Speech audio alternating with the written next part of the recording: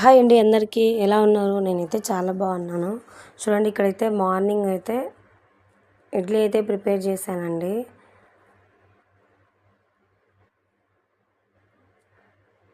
రవ్వ ఇడ్లీ అయితే ప్రిపేర్ చేశానండి. చూడండి రవ్వ ఇడ్లీని అయితే ఇలా ప్లేట్స్లలోకి అయితే తీసుకున్నాను.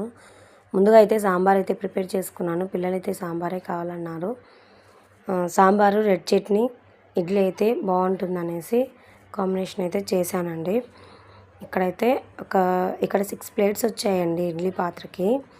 వాటిలో ఒక 5 ప్లేట్స్ అయితే నేను పెట్టానండి. నాకు నా పిల్లలకి సరిపోతాయనేసి ఇలా పెట్టుకొని రెడీ చేసుకున్నానండి. మార్నింగ్ చేసుకున్న తర్వాత టిఫిన్ అయితే అందరం చేసాం. పిల్లలైతే చాలా ఇష్టంగా తిన్నారండి. ఈ వీడియో నచ్చితే లైక్ చేయండి, షేర్ చేయండి, సబ్స్క్రైబ్ చేయండి. బాయ్. చూడండి రెడ్ చట్నీ సాంబారు ఇడ్లీ అయితే ప్రిపేర్ చేశానండి.